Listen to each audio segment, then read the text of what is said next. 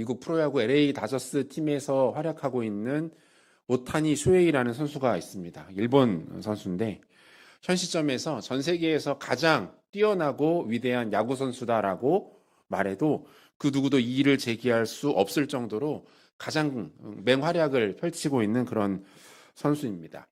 이 선수가 특이한 것이 투수와 타자를 모두 겸업을 하고 있는데 양쪽 포지션, 투수 중에서도 거의 최고 실력을 발휘하고 있고 타자로서도 최고 수준의 기량을 보이고 있습니다. 대단한 선수죠. 그가 소속된 LA 다저스 팀은 작년에 이어서 올해도 2년 연속 우승을 앞두고 있는 상황이에요. 이 선수의 탁월함은 단지 야구 실력뿐만이 아닙니다. 그의 가정, 특별히 그의 부모님들의 이야기를 이렇게 들으면서 전 세계인들이 감동하고 감탄한다는 거예요. 이 선수가 그 구단에서 받는 연봉만 1,000억 원 정도 됩니다. 우리나라 돈으로. 그리고 광고, 방송, 기타 여러 가지 수입까지 다 합하면은 2,500억 원이 넘는 수입을 1년에 거둬들이고 있대요. 이 선수는 자신이 그 월급이 들어오는 이 통장을 부모님에게 다 이렇게 맡깁니다. 그리고 이렇게 말한다고 해요. 지금까지 저를 뒷바라지 해주시느라 고생을 많이 하셨으니 이 돈은 마음껏 사용하세요. 남 얘기인데도 은혜롭어요. 이게 되게. 주면서 이제껏 뒷바라지 하느라 고생 많으셨으니까 마음껏 쓰시라고.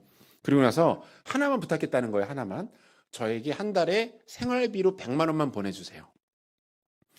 기자들이 물었습니다. 왜 그렇게 돈을 그렇게 많이 버는데 그렇게 사용하지 않냐. 그러니까 이 선수가 뭐라고 말하냐면 야구를 하는데 돈이 그렇게 많이 들지 않습니다. 야구할 수 있도록 구단에서 다 도움을 주기 때문에 야구하는 기간 동안에 내가 쓸 돈이 많지 않습니다. 100만 원이면 충분합니다.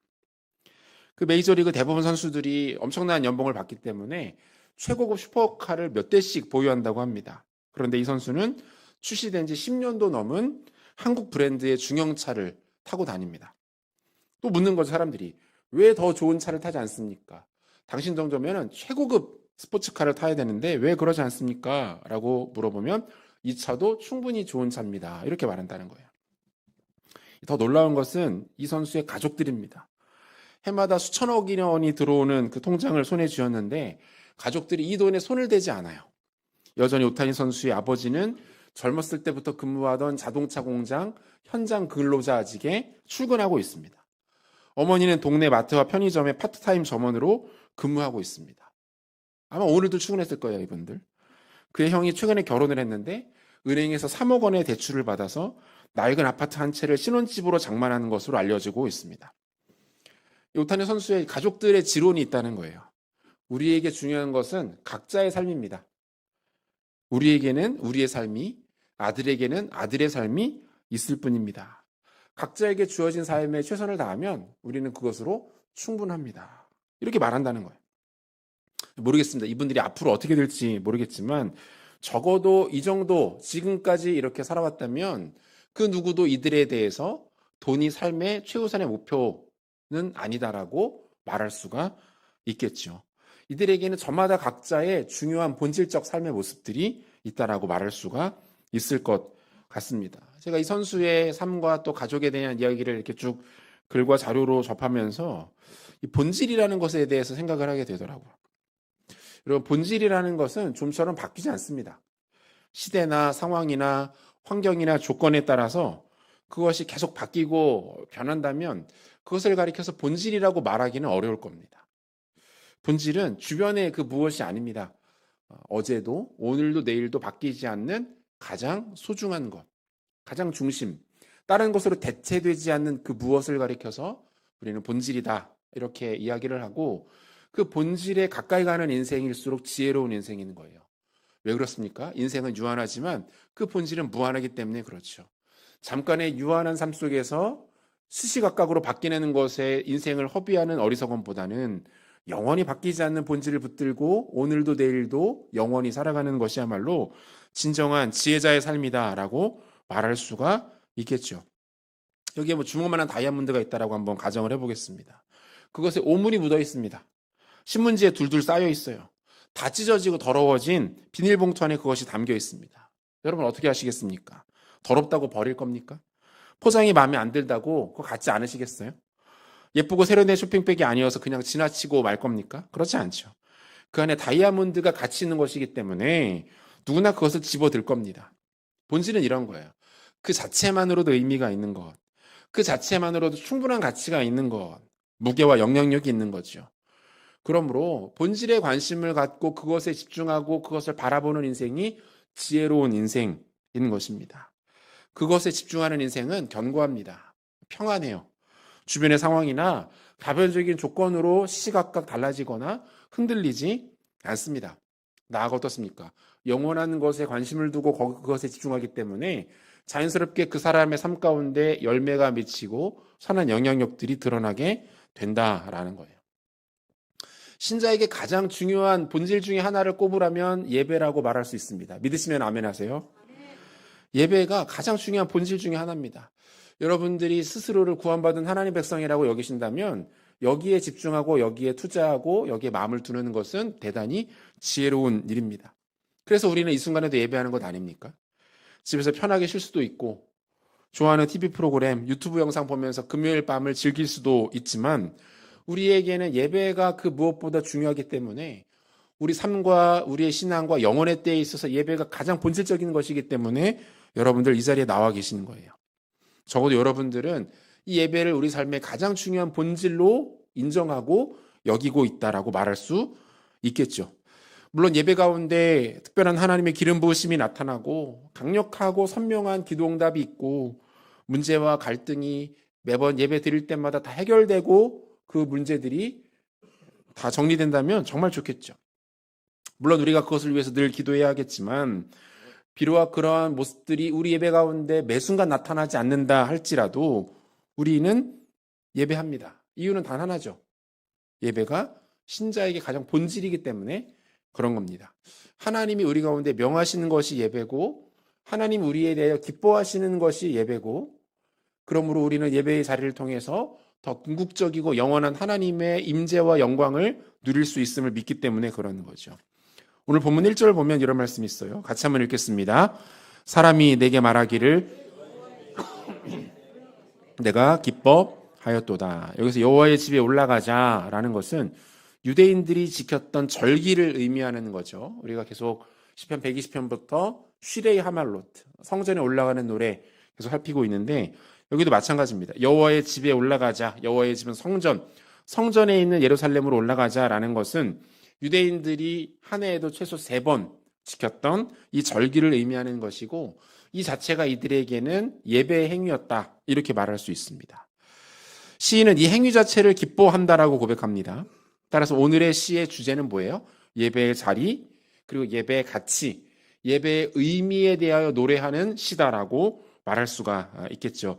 3가지 중요한 내용 한번 살피도록 하겠습니다. 예배의 가치 첫 번째는 예배가 우리의 삶과 인생의 견고한 틀을 제공한다라는 것을 확인할 수 있습니다.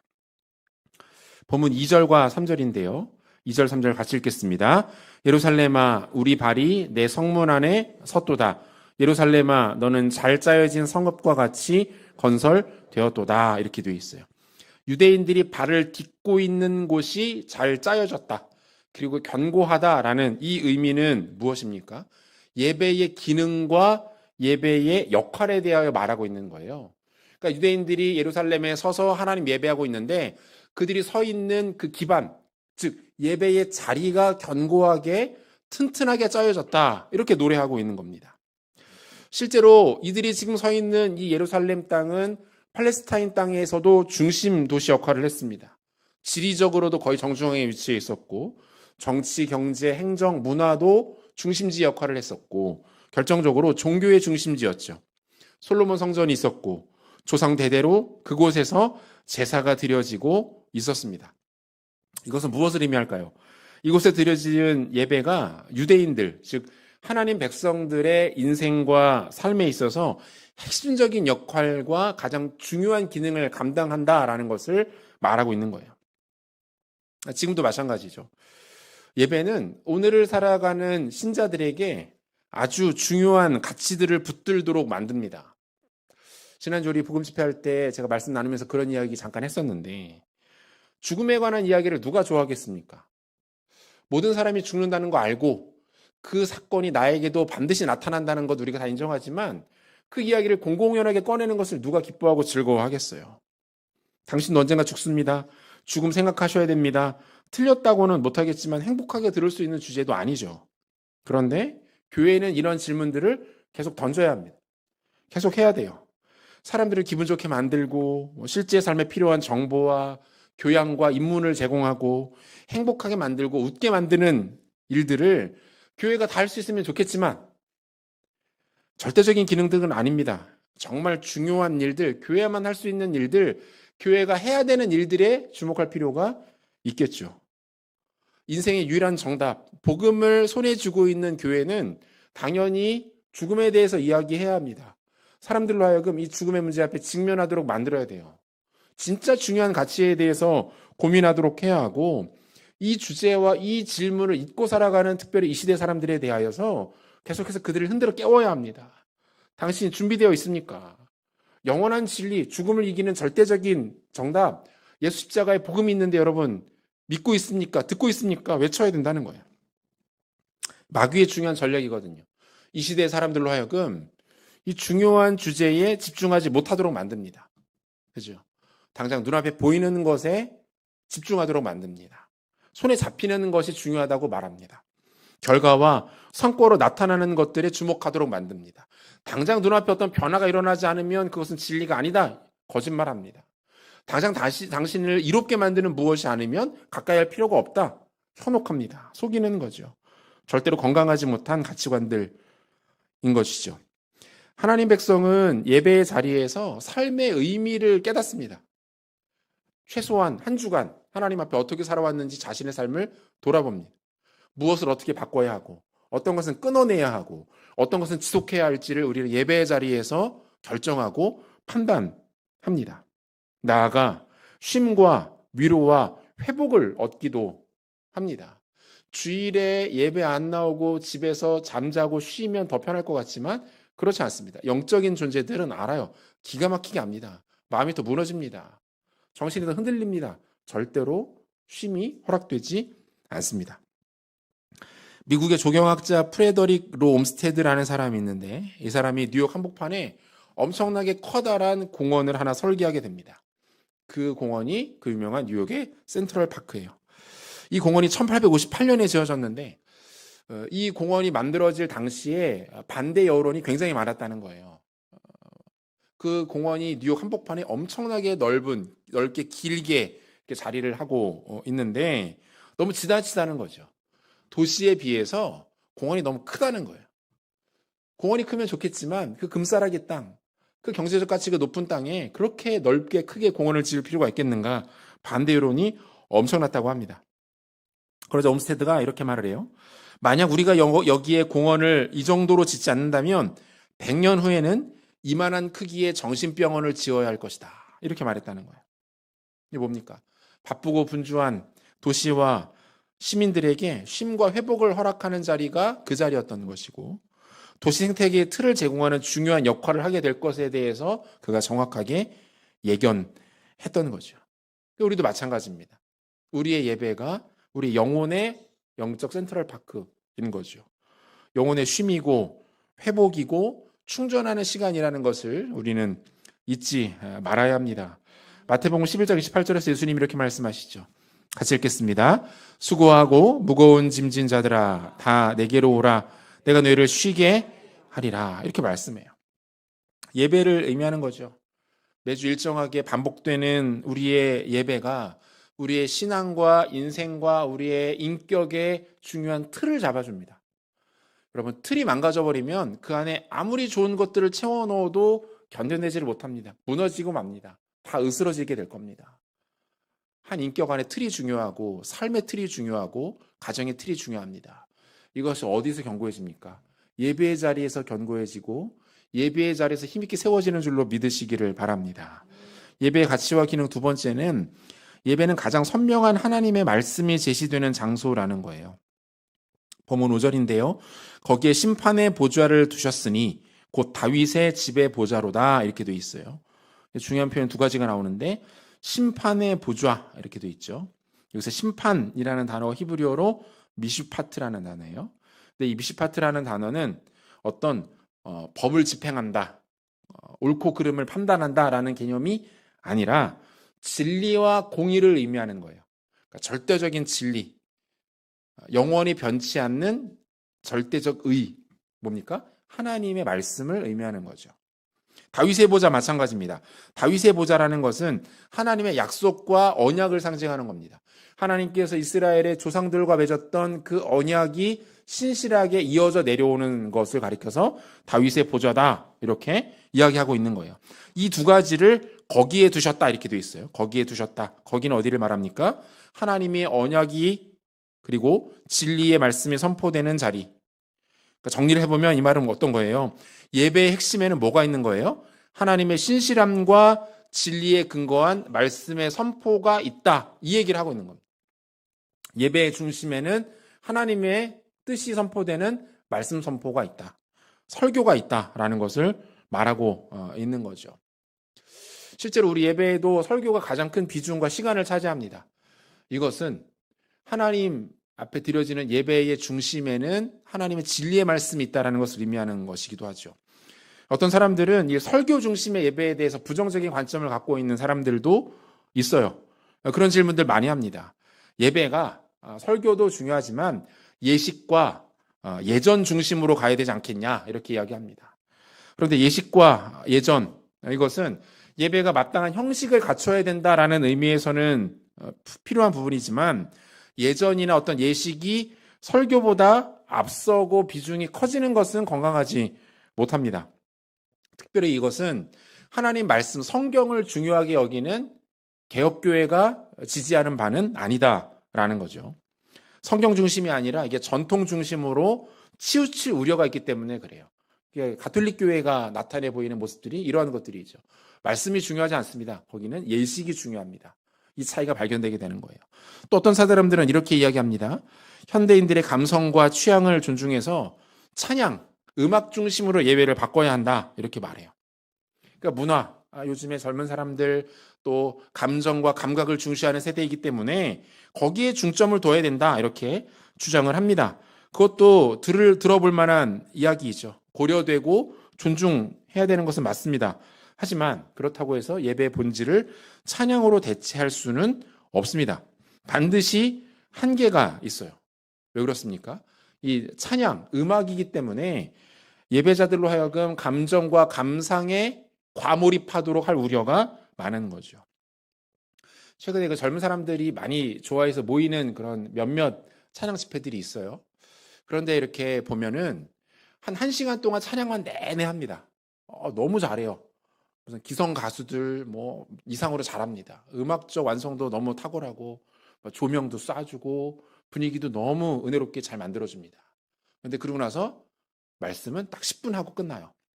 이유는 하나예요. 젊은 사람들이 찬양으로 은혜를 받지 말씀을 오래 듣는 것을 힘들어한다라는 이유예요.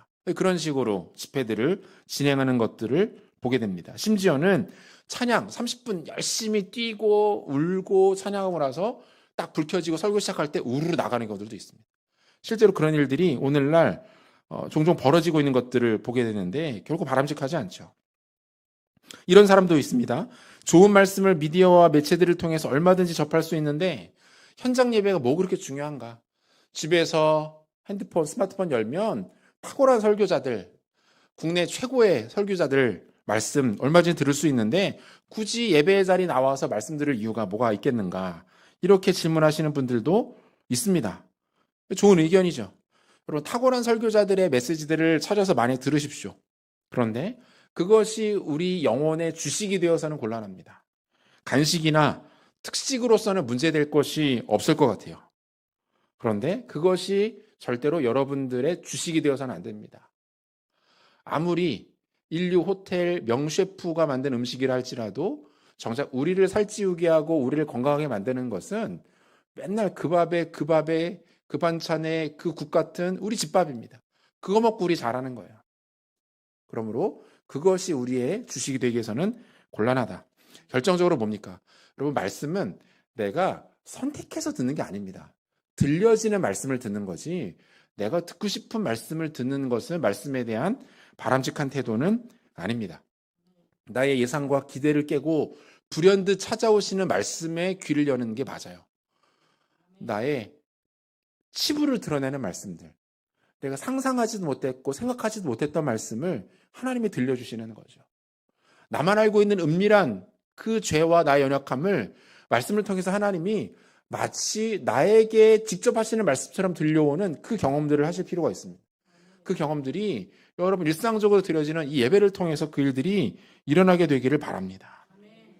섬기는 교회의 목회자들이 여러분들 한 사람 한 사람을 머리에 떠올리면서 여러분들 얼굴을 떠올리면서 기도하며 준비한 그 말씀은 전문성과 숙련됨이 다소 떨어질지라도 하나님께서 그것을 가장 귀하게 사용하십니다. 말씀 사역자들이 하나님의 말씀을 바르고 정직하게 설교할 수 있도록 기도해 주시고 그렇게 선포되어지는 그 말씀이 정작 우리 영혼을 살찌게 하고 우리 영혼을 풍족하게 한다는 사실을 믿으시기를 바랍니다. 이것이 우리 영혼이 풍성해지고 견고해지는 아주 중요한 원리라는 거예요. 느헤미야 8장에 보면 말씀의 부흥이 나타나는 장면이 발견돼요. 느헤미야 8장 1절에서 3절까지 말씀인데 한 절씩 교독하겠습니다. 제가 먼저 읽습니다.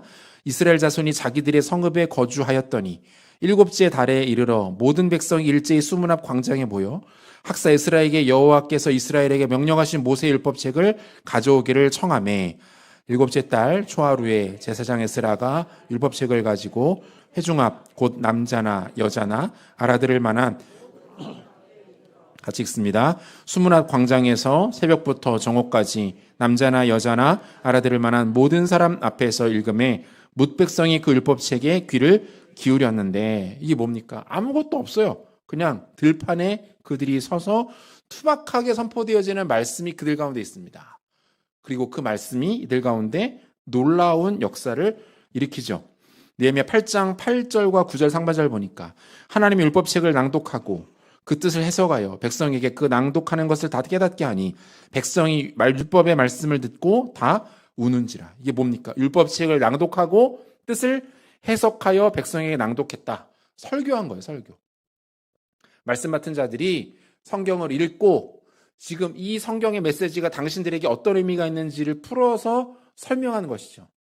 그 예배 중에 하나님 말씀이 선포되어졌을 때 하나님께서 그 말씀 가운데 역사하셔서 영혼들이 변화되고 은혜 받고 감격하는 일들이 지금 일어나고 있는 겁니다. 그 예배 중에 말씀이 선포되어질 때에 영혼의 마음의 문들이 활짝 열리고 악한 사단의 권세들이 무너져 내리고 하나님께서 은혜 주시고 은총을 내리시는 것들을 경험하게 되는 것이죠. 바라기는 순익교회에서 드려지는 모든 예배 가운데 우리가 참여하는 모든 예배 가운데 이러한 말씀의 능력이 나타나게 되시기를 소원합니다. 하나님께서 나에게 주시기 원하는 가장 핵심적인 메시지는 여러분 예배의 자리에서 들려온다라는 사실을 반드시 믿으시고 붙드시기를 바랍니다. 마지막 세 번째, 예배의 자리는 평안과 형통의 근원지가 된다는 겁니다. 본문 6절에서 8절까지의 말씀인데요. 우리 같이 한 목소리로 읽겠습니다. 예루살렘을 위하여 평안을 구하라. 예루살렘을 사랑하는 자는 형통하리로다. 내 성 안에는 평안이 있고 내 궁중에는 형통함이 있을지어다. 내가 내 형제와 친구를 위하여 이제 말하리니 내 가운데에 평안이 있을지어다. 여기서 예루살렘은 예배의 자리라고 말할 수가 있습니다. 예배의 자리에서 평안과 형통을 구하고 그렇게 구한 그 기도의 제목들이 어떻게 흘러갑니까? 각자의 성 안과 궁중으로 흘러가고 가정과 삶의 자리로 퍼져나가는 거예요. 주변의 형제, 친구, 모든 관계 가운데로 흘러가는 겁니다. 그러니까 예배의 자리 가운데 하나님의 은혜를 구하고 본인이 은혜를 받으면 그것으로 끝나는 게 아니라 그 사람이 성전문이 열리고 세상으로 나가서 자신 일상 가운데 들어갔을 때에 그 주셨던 은혜가 일상 가운데 그대로 흘러가는 모습을 표현하고 있는 거예요. 여러분 예배가 이렇게 중요한 겁니다. 그런데 이것이 단순한 기복신앙을 의미하는 것이 아니에요. 용어를 정의해보면 명확하게 확인이 되는데 평안, 히브리어로 샬롬이라는 뜻이죠. 여러분 샬롬, 성경이 말하는 샬롬은 그냥 문제가 없는 것, 어떤 사고가 일어나지 않는 것, 고난이 발생하지 않는 것을 의미하지 않습니다. 평안은 하나님의 뜻이 이루어지는 상태를 가리켜서 성경은 샬롬이라고 말해요. 그러니까 내가 원하는 대로 되는 게 샬롬이 아니에요. 하나님의 뜻이 이루어지는 상태가 샬롬인 거예요. 형통도 마찬가지야. 샬바흐라는 단어인데 이것도 마찬가지입니다. 단순한 부와 어떤 명예를 얻고 성공하고 입신양명하고 이것이 형통이 아니다. 형통의 진짜 의미는 뭡니까? 하나님의 임재가 경험되어지는 상태. 이게 형통이에요. 하나님의 임재가 경험되어지는 상태. 아, 하나님이 지금 나와 함께 하시는구나. 비록 내가 고난과 어려움 중에 있지만 하나님이 내 곁에 계시는구나 라고 확인하는 게 뭐예요? 이게 형통인 거예요. 우리는 예배 자리에서 세상적이고 기복적인 모양의 복과 은혜가 아니라 성경이 말하는 진정한 평안과 형통을 누릴 수 있게 됩니다.